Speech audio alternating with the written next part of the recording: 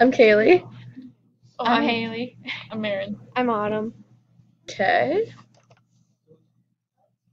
So for our first one, we did Obama's transcription. For the syntax analysis, we split it up into 10 sentences and then counted out the number of utterances per sentence and got a total of 115. Then we divided it by the 10 sentences, and his MLU was 11.5. And he had 9 complex sentences, so his percent complex sentences was 90%. Okay, and then we did the semantic analysis, which broke down all the words. We broke them down into nouns, verbs, describing verbs, and then grammatical words, and then WH words and other words. We found that a lot of the words were grammatical and relational words, which was 7 out of the 25 or so, or 20. And so then the rest of them were nouns, verbs, and describing words, and then we ended up with 0 question words and then 0 of the other. Alright, and for this rubric, we gave Obama a 4 on semantics because his speech was very professional, but he was understandable and he was engaging the audience. And for syntax, we gave him a 4 because the sentences flowed well and they meshed together and he didn't break off the sentences and not finish a thought. For organization, we gave him a 4 because what he spoke was easy to understand and he definitely had an organization to his speech. And his engagement was 4 because he spoke slowly enough and it was easy for the audience to understand, and he was engaging them with his expressions and gestures as well as his words. Okay, next we did Trump's. For the syntax analysis, we pretty much did the same thing as we did with Obama. We came up with he had a 60% for complex sentences, and he had 8 utterances.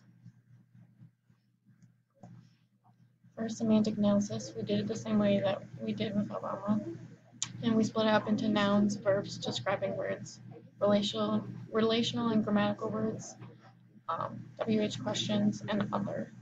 And we found that he had more describing words and relational and grammatical words, and he had 6 of those.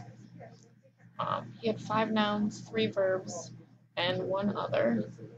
And we split it out of 21 words because we split wheel into 2 words because we is a noun and the LL at the end is will as a verb. Okay, then the next we did the rubric where we scored Trump on each part of his speech. For semantics, we scored him a 2 because he used more common words and not more professional words, and it came off not as professional as Obama's speech did.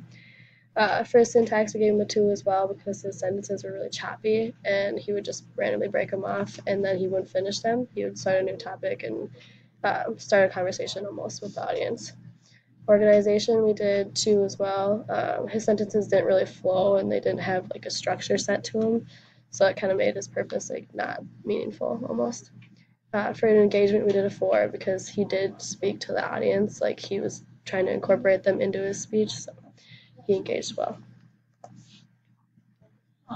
For the course concepts, we said Trump's and Obama's cultural differences could affect the perceptions of Black History Month, and that showed in their speeches. And Obama's views are more in line with the accommodation goal because he wants people to learn from the history and to keep the memories alive while also working together to improve the future. And Obama's register was more professional, but it was also understandable for his audience. And Trump's register was more laid back and like he was talking to a friend and just having a conversation than giving a speech.